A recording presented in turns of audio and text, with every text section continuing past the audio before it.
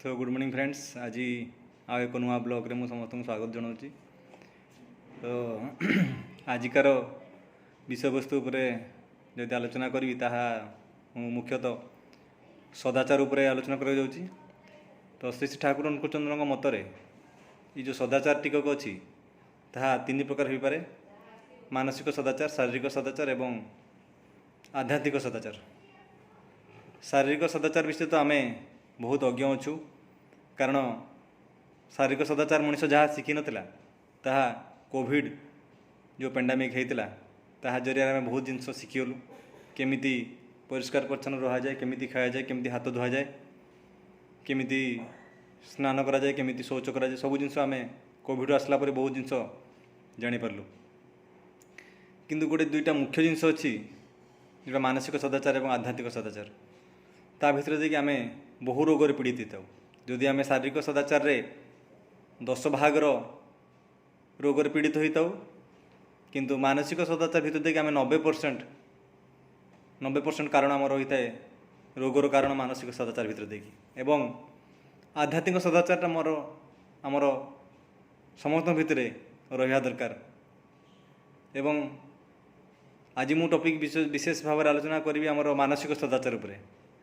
तो मानसिक सदाचार रे आमर दुईटा जिन डिपेंड करुच्ची, ताहा परनिंदा परचर्चा आ गोटे है गो बिटवीन बा द्वंद्वीवृत्ति। गोटे है गो बिटवीन आ गोटे है गसिप।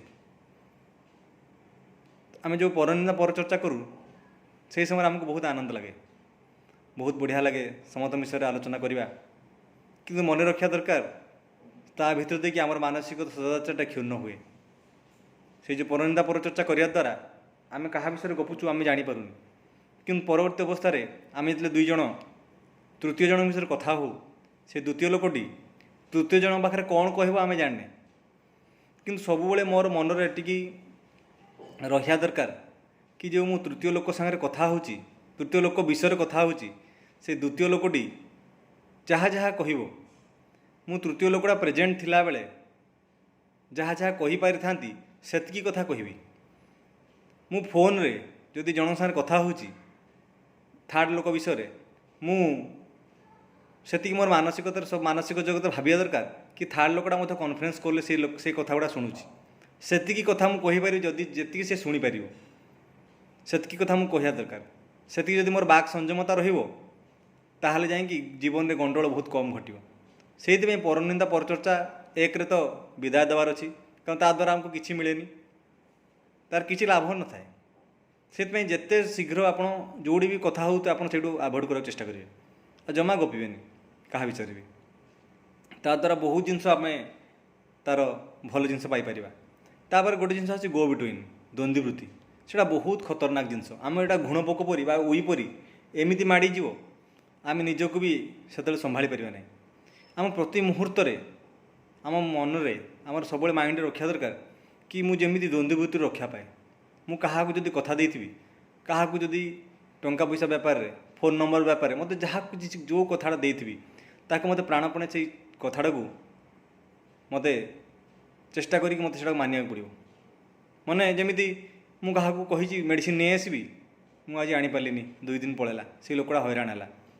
से कौन हम से लोकटार मानसिक जगत एमती गोटे सृष्टि हम कि जहाँ ताकू कहीकि किसी लाभ ना, से कहे सीना करे एमती ही आम पर्सनालीटा भी से भाया हो मिछुआ भाया हो गोटे पर्सनालीटा डेभलप कर आम उपर किए विश्वास करेंगे ना। जदि मुझे क्या पैसा आनी धार देली, धार नहीं आसली ताकू जब मुझे टाइम न सुझिली से मत जीवन में केवे धार देवनी। से जमी आम जहाँ जब टंका देथिबा हेले ताठू केवे आशा करवानी आम पाइबापी से भाया टंका देथिबा। जदि मो पाखे 100 टଙ୍କା अच्छी मुझे 3 ଟଙ୍କା देवी, जदि मुझे 3 ଟଙ୍କା न पाइली भी मोर जमी विशेष क्षति हो ना, से भाया टंका मत देवार अच्छी। एवं जदि मु काहाटू आनीची एवं समय मागिची से समय आगरू एवं अधिका टंका टिके अधिका करके मत दे पारे ताहा सुविधा हे एवं परवर्ती अवस्था मत मागिया मत सुविधा हे मोर असुविधा समय से जो द्वंद्वीवृत्ति गो बिटवीन समयानुवर्तिता आमको सब लाइफ में नजर रखा पड़ो। से भर देखिए आम बहुत खराब जिन आम भर पशि जाए और आमको कौ मैंने भरोसा कर मोर एनवायरनमेंट रे मोर यूनिवर्स को मुझे कमांड दूची कि मु जड़े द्वंद्वीवृत्ति एवं मोर गो बिटवीन अच्छी मुझे समय किसी करें से कौन हम मोर मानसिक जगत में मो सबकनसीयस स्टेज रे ମୋ ନିଜକୁ ମଧ୍ୟ ମଣିଷ ନିଜକୁ ଧୋକା ଦେବ। କେମିତି? ଯେମିତି ମୋର କାଲି ସକାଳେ 5ଟା ବେଳେ ଟ୍ରେନ୍ ଥିବ, ମୋତେ ରାତି 3ଟାରେ ଉଠିଲେ ଯାଇକି ମୁଁ 5ଟା ବେଳେ ଟ୍ରେନ୍ଟା ଧରିପାରିବି। ରାତି 2ଟା 2:30 ବେଳେ ମୋତେ ଉଠିବାର ଅଛି। ସେତେବେଳେ ଯେତେବେଳେ ଆଲାର୍ମ ବାଜିବ, ସେତେବେଳେ ମୋର ମାନସିକ ଜଗତରେ ମୋତେ ନିଜକୁ କହିବ କି ନା ନା ଶୋଇପଡ଼, ସମୟ ହେଇନି, ଆଉ ଟିକେ ଯାଉ ଉଠିବୁ, ଦେଖିଲା ବେଳକୁ ଟ୍ରେନ୍ ଟାଇମ୍ ହେଇଯିବ।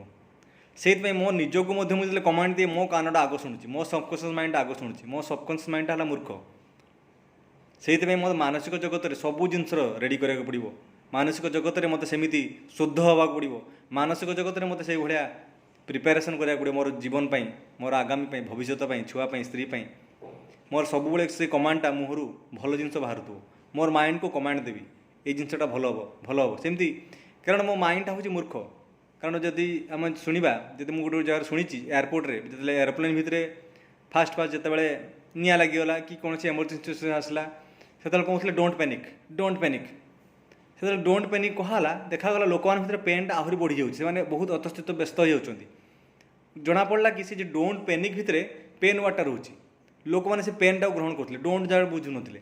ସେଥିପାଇଁ ଆମେ ଯେତେବେଳେ ୟୁନିଭର୍ସକୁ ଯଦି କମାଣ୍ଡ ଦେଉଛୁ ମୋ ଦେହଟା କେବେ ଖରାପ ନ ହେଉ, ଦେଖିଲା ବେଳକୁ ମୋ ଦେହଟା ଖରାପ, ସେ ୱାର୍ଡ଼ଟା ଆଗ ଆସୁଛି।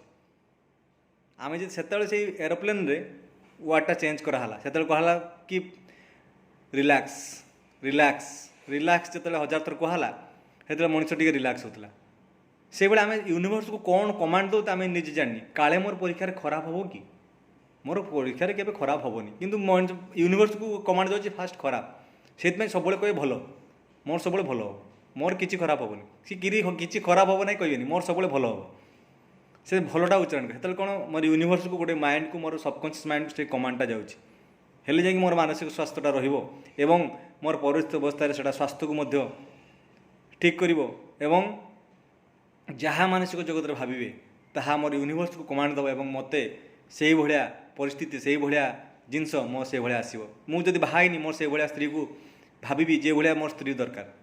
ମୋର ଯେମିତି ମୋର ଘର ନାହିଁ, ମୁଁ ଯେଭଳିଆ ଘର ଭାବିବି, ମୋର ଯେଭଳିଆ ଘର ଦରକାର, ସେଇଭଳିଆ ମୋ ୟୁନିଭର୍ସକୁ କମାଣ୍ଡ ଦେବି। ହେଲେ ୟୁନିଭର୍ସ ମଧ୍ୟ ସେଭଳି ସିଚୁଏସନ୍ କ୍ରିଏଟ୍ କରିବ, ମୋର ଇନକମ୍ ମଧ୍ୟ ବଢ଼ିବ ଏବଂ ମୋର ସବୁ ପରିସ୍ଥିତି ମୋତେ ସହାୟକ। ସେଇଥିପାଇଁ ମୁଁ ୟୁନିଭର୍ସକୁ କ'ଣ କମାଣ୍ଡ ଦେଉଛି, ମୋର ପରିବେଶକୁ କମାଣ୍ଡ ଦେଉଛି, ମୋ ନିଜ ମନକୁ କ'ଣ କମାଣ୍ଡ ଦେଉଛି, ସେଇଟା ସବୁବେଳେ ଦରକାର।